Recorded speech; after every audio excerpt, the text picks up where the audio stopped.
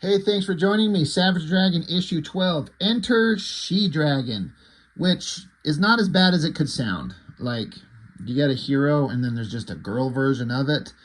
It's, it could come across as kind of weird or silly or like a ridiculous trope, but Eric Larson will take those tropes and do some spin on them to make them different. And, you know, I was never disappointed in any of these things.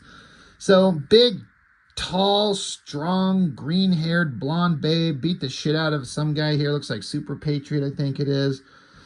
I don't know. Let's get started. You pop it open right to here, and if you've been reading the books, you will recognize this as very similar to the beginning of issue 7, where Dragon and Frank Darling went to go take down Overlord, and it was that all splash page issue, and in that issue, Dragon and Frank are going up. We flip open to the conflict between Overlord and Dragon, and basically Overlord just vaporized Frank, who was a main character from the beginning of the book, Dragon's best friend, the only guy who really believed in him and trusted him, and his oldest friend.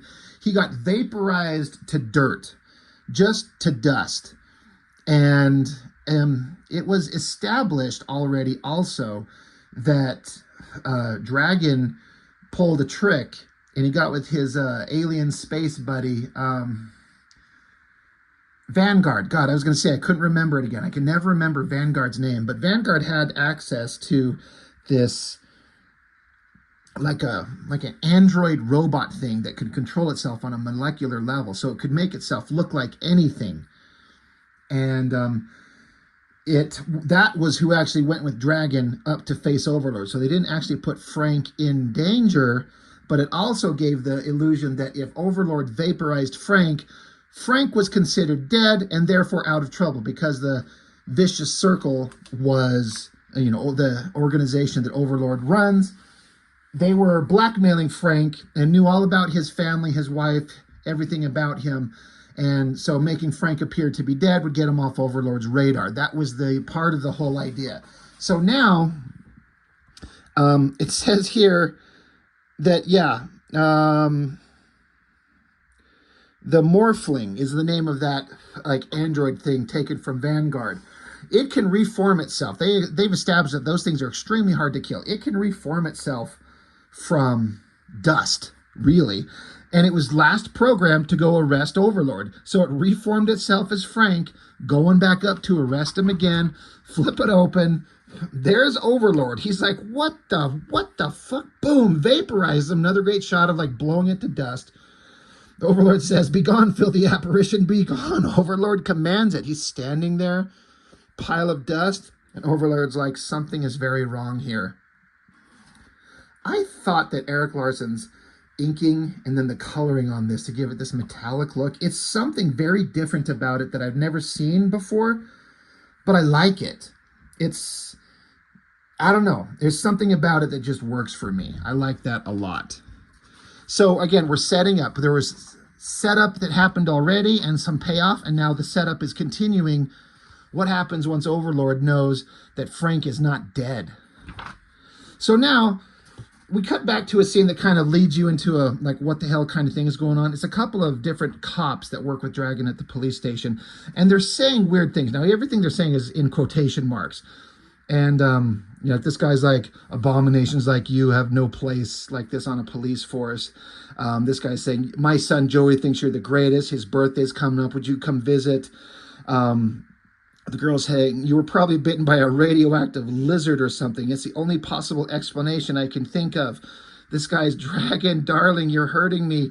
Believe me when I gotta say it, I'm helpless without you. And so Dragon's like, enough.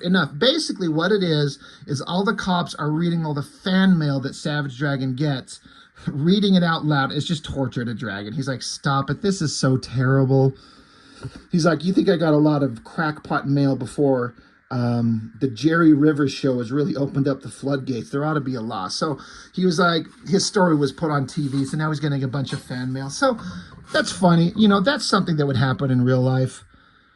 If, a superhuman was out there, you get all kinds of fan mail, just like a celebrity. Like, this is more accurate to like Liefeld's kind of explanation of what Youngblood was going to be. A bunch of celebrities. They didn't really dig into that too much.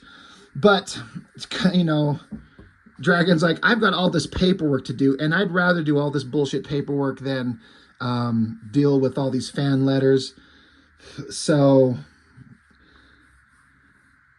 it just keeps going. They keep laughing, having a good time, you know, riffing on Dragon, and he's just like, this isn't funny, guys. Like, this is so sad. In fact, there's even a letter from someone that says, I'm your biggest fan. I can't wait to see you again.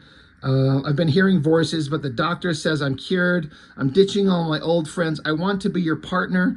I want to be called She-Dragon. So one of these letters is to him saying, I could be She-Dragon. I can be your partner. He's like, it's not funny. Boom, big superheroic shot of a badass looking hero flying in. Couple of guys doing a dark, shady kind of deal in the alleyway. Shadows kind of, you know, cast over them. Crash, smashed into it. But this hero guy, he missed his landing and ended up in the garbage can. And so the dudes are like, run, holy shit, get out of here. Oh, wait, now the hero guy jumps out of the can, smashes into him, knocks their asses down. And the human guy's like, holy shit, give up, we give up. Yeah, take it. These aren't worth this problem. And the hero guy's like, computer chips? I thought you guys were selling drugs. What have I stumbled onto? So again, Eric Larson is showing the standard superhero arriving on a scene to stop crime, but all these guys are doing is selling computer chips to each other. And he's not really stopping anything bad, because he's kind of stupid. This is the thing that Eric Larson likes to explore, is the guys with vast powers are just idiots. So, cut back to Dragon. He's talking with his partner. Whatever happened to that Mace guy he was talking about? That's that character that showed up, this hyper-violent guy that they tried to recruit to the police force. And she's like, yeah, the Vicious Circle was trying to recruit him. The captain thought we should recruit him. He said no to both of us. You know, blah, blah, blah. But then they get a call on the radio. Hey, there's something going on. We need Officer Dragon. They're like, all right, let's go. Boom.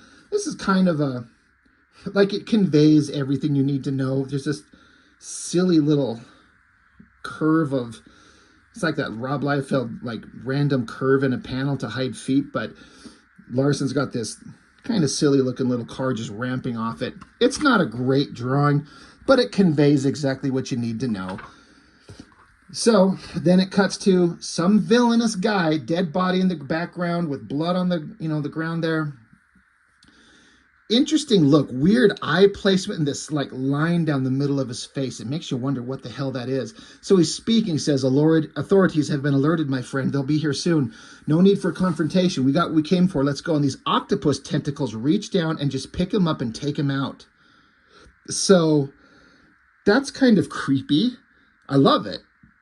And then that same hero busts through the window, lands there, and he's like, oh, God, guards slaughtered like pigs. What kind of animal would do such a thing? And then a voice behind him says, not the kind of opposition I expected to find, but you'll do. So now here's She-Dragon. Now, I guess she's been introduced already in Savage Dragon Megaton Man crossover with Don Simpson. As I understand it, she was introduced in that, like, one-off, like, crossover book. So if you read that, which I have not, I never did know it existed back when it came out. But here she is showing up. So stupid young hero who screwed up the previous scene. Now he shows up too late here. Now She-Dragon's on the scene saying, well, I guess, and you know, the implication is that she thinks he is the one that did this. So you can see where this is going to go. Eric Larson loves his big splash pages and his booty shots. Smashing into the ground, kicking her in the head.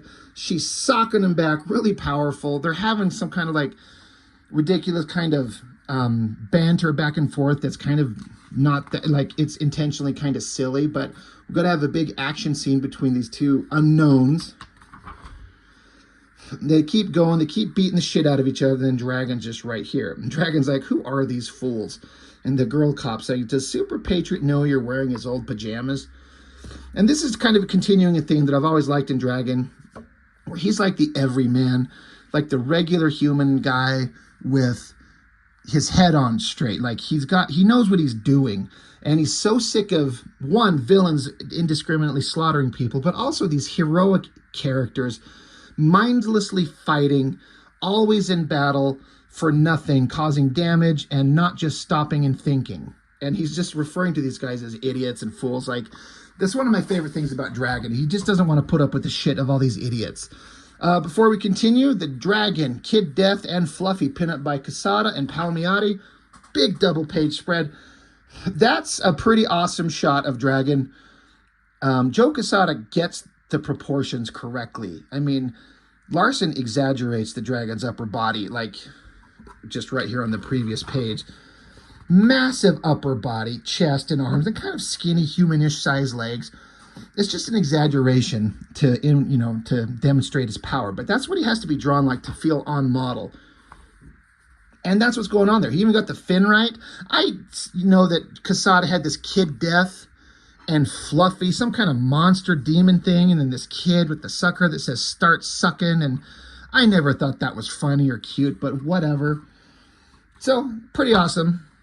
And so then She-Dragon's talking. She's like, Dragon, it's great to see you again. Yeah, they met in Savage Dragon versus the Savage Megaton Man #1. She's like, hey, it's me. It's She-Dragon. He's like, yeah. He's like, why? Dragon's like, why did you break in here? She says, I didn't. I heard the call, so I thought I should help. And so Dragon says, what's your excuse, mister? And he's like, Justice, like that's his name, Justice, much the same. I've been following a trail of stolen. And Dragon just cuts him off. He's like, you're idiots. You practically leveled the place fighting each other. There's a chance the real bad guy is still here. If you kids didn't scare him off, I'm going to scoot around and see if I can find him. So, again, Dragon doesn't want to hear their fucking stupid shit. He's like, you guys are stupid. You almost leveled the place. And the actual bad guys are probably around. So both of them, She-Dragon and Justice, together say, we'll help. I'll help. You know, they want to go assist. So Dragon's like, no, bullshit. Alex, keep an eye on them. If either one of them moves, shoot them. And Justice, he's like, he didn't mean that, did he? And Alex is like, I'm assuming he did. And She-Dragon's like, great. Like, that's just some funny interaction. So Dragon, he goes searching some silhouettes. He sees the open vent above him. He jumps up to it, catching the guy with the weird split in his head, and then the octopus tentacles oozing out the window. You see that continuing in this panel up there. Really interesting. The guy with the split in his head, he says, run, my friend, I'll deal with him. So Dragon's like, you're dreaming, pipsqueak. I'll rip you in half. And this little guy says, we'll see about that. And so he jumps, and his head splits open. I believe this character is called Open Face, which is right on the nose. But I think Eric Larson said somewhere that he come up with this guy when he saw an open face sandwich, and it just kind of clicked from there. But his head splits open, teeth, tongue, gross, weird, hilarious. Dragon's freaked. I was like, holy shit. So his big open mouth chomps down on Dragon's head. So they smash through the ceiling, and Dragon's just sitting there with that guy's got his head like just munching on his own there. So then Dragon's hands reach up, grip onto this guy, and then he rips his own head out, and he's got this creature's tongue in his mouth and rips it out. That is like so badass. Just that you would never see this in any other of the Image comics. Like, just to think of doing this kind of shit. I love that so much. It's so great. It's moments like this that make this comic just genius. All these other people are like, oh my God, that's so gross. I love this uplighting with the coloring on She-Dragon's face. Dragon spits that tongue out. Puh, solved. Problem taken care of. So Dragon's like, get an ambulance, keep an eye on that sucker's tongue. Maybe the doctors can sew it back on. Alex is like, well, that was nice and gross. She-Dragon's like, I'm going to be sick. He says, it's not over. That creep's partner just took off through the window. He's some kind of octopus-looking guy. He couldn't have gotten far. So they're like, we got to go try and find him. So they take off going to look. And so then Alex is like, that's okay. Just leave me here. I'll keep an eye on, okay. And, well, they look around. And so it's just Dragon and She-Dragon. Like, well, nothing. Where's the flag guy? Meaning Justice. And She-Dragon's like, he just left. Dragon's like, what? She's like, what do you mean what? He took off. What's the big deal? You get on my case for fighting him. Now you're bitching because I let him go. Make up your mind. Do you want him or not? And And so She-Dragon's just like, this is a fine way to treat your partner. And Dragon's like, you're not my partner. You'll never be my partner. You're useless. Worse than that, you're coming with me to the station. Like, come on. So she's like, oh, shit. Meanwhile, up on the building, way up there, is this guy. Just a human-looking dude with little glasses. Now, this is the octopus creature. So I think this is Eric Larson's kind of version of a Dr. Octopus. Got like the little beady glasses on, a fat, schlubby guy, octopus tentacles. But there he is, just kind of setting up ominous things for the future. Last page of the book. I always loved this big, tall building where Overlord lives. It's in Chicago, and it's like twice as tall as any other building in the city. Just makes it stand out. Looks great. So this is Skullface is his name, talking to this scientist guy. Skullface is saying Overlord was saying this sucker was Frank Darling, that Frankie showed up again, alive, trying to arrest him. That ain't possible because Overlord already fried him once before. Overlord wants an explanation. So scientist guy's like, yeah, remains are quite fine. Still, picture's clear. This, not human, not Darling, never was. And it just ends on Skullface right there. So again, the setup is that we were trying to get Dragon's friend, Frank Darling, who worked on the police force and was being blackmailed, trying to get him to safety. And it all hinged on them believing Frank was dead. And now they know he was not. So again, setting up future problems. So, you know, big long letters, pages. It always happens in the Dragon comic. Kind of a lost art.